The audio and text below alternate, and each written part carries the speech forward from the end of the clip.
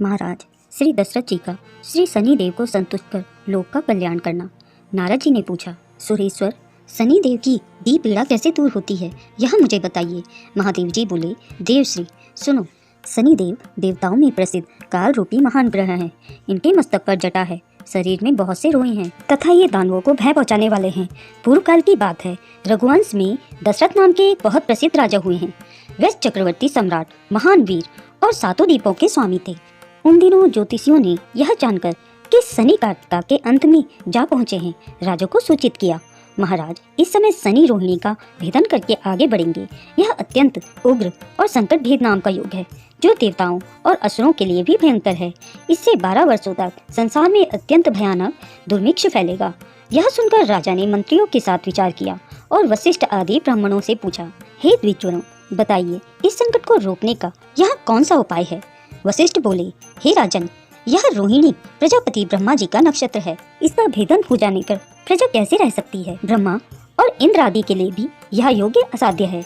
महादेव जी कहते हैं, नारद, इस बात पर विचार करके राजा दशरथ ने मन में महान साहस का संग्रह किया और दिव्य अस्त्रों सहित दिव्य धनुष लेकर आरूढ़ हो बड़े वेग से वह नक्षत्र मंडल में गए। रोहिणी पृष्ठ सूर्य से 1.25 लाख योजन ऊपर है। वहां पहुंचकर राजा ने धनुष को कान तक खींचा और उस पर दिव्य बाण का संधान किया। वह अस्त्र देवता और असुरों के लिए भी भयंकर था। उसे देखकर शनि कुछ भयभीत हुए और हंसते हुए बोले, राजेंद्र, तुम्हारा महान पुरुषार्थ शत्रु को भय पहुंचाने वाला है। मेरी दृष्टि में आकर देवता, असुर, मनुष्य, सिद्ध, विद्याधर और नाग सब भस्म हो जाते हैं, किंतु तुम बच गए। अतः महाराज, तुम्हारे तेज और पौरुष से मैं संतुष्ट हूँ।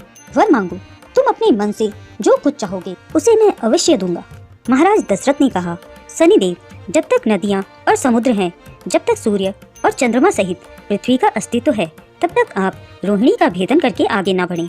साथ ही कभी 12 वर्षों तक दुर्भिक्ष ना करें। शनिदेव बोले, तथास्तु। महादेव जी कहते हैं, ये दोनों वर पाकर राजा बड़े प्रसन्न हुए। उनके शरीर में रोमांच आया। वह रथ के ऊपर धनुष डालकर हाथ जोड़कर शनिदेव की इस प्रकार स्तुति करने लगे। दशरथ बोले, जिनके शरीर का वर्ण कृष्ण, नील तथा भगवान शंकर के समान है, उन शनिदेव को नमस्कार है। जो जगत के लिए कालांगनी और कृतांत रूप हैं, उस शनिश्चर को बारंबार नमस्कार है। जिनका शरीर कालांग है तथा जिनकी दाढ़ी व मूछ और जटा बड़ी हुई है, उन शनिदेव को प्रणाम है। जिनके बड़े बड़े नेत्र, पीठ में सटा हुआ पेट और भयंकर आकार है, उन शनिश्चर देव को नमस्कार है। जिनके शरीर का ढांचा फैला हुआ है, जिनके रोएं बहुत मोटे हैं, जो लंबे चौड़े किंतु सूखे शरीर वाले हैं तथा जिनकी दाढ़ें काल रूप हैं, उन शनिदेव को बारंबार नमस्कार है। हे शनिदेव, आपके नेत्र खोखले के समान गहरे हैं और आपकी ओर देखना कठिन है। आप घोर, रौद्र, भीषण और विकराल हैं। आपको नमस्कार है। बलि मुख, आप सब कुछ भक्षण करने वाले हैं। आपको नमस्कार है। सूर्य नंदन, भास्कर पुत्र, अभय देने वाले देवता, आपको प्रणाम है। नीचे की ओर दृष्टि रखने वाले शनिदेव, आपको नमस्कार है। मंद गति से चलने वाले शनिश्चर, आपका प्रतीक तलवार के समान है। आपको पुनः प्रणाम है। आपने तपस्या से अपने देह को दग्ध कर दिया है। आप सदा योगाभ्यास से तत्पर, भूख से आतुर रहते हैं। आपको सदा सर्वदा नमस्कार है। ज्ञान नेत्र, आपको प्रणाम है। कश्यप नंदन, सूर्य के पुत्र शनिदेव, आपको प्रणाम है। आप संतुष्ट होने पर राज्य दे देते हैं और रुष्ट होने पर उसे तत्क्षण हर लेते हैं। देवता, असुर, मनुष्य, सिद्ध, विद्याधर और नाग, ये सब आपकी दृष्टि पड़ने पर समूल नष्ट हो जाते हैं। देव, मुझ पर प्रसन्न होइए। मैं वर पाने के योग्य हूँ और आपकी शरण में आया हूँ। महादेव जी कहते हैं, नारद, राजा की इस प्रकार स्तुति करने पर ग्रहों के राजा महाबलवान सूर्यपुत्र शनैश्चर बोले, उत्तम व्रत के पालक राजेंद्र, तुम्हारी इस स्तुति से मैं संतुष्ट हूँ। रघुनंदन, तुम इच्छा अनुसार वर मांगो, मैं तुम्हें अवश्य दूंगा। राजा दशरथ बोले, सूर्य नंदन, आज से आप देवता, असुर, मनुष्य, पशु पक्षी तथा नाग किसी को भी पीड़ा ना दें।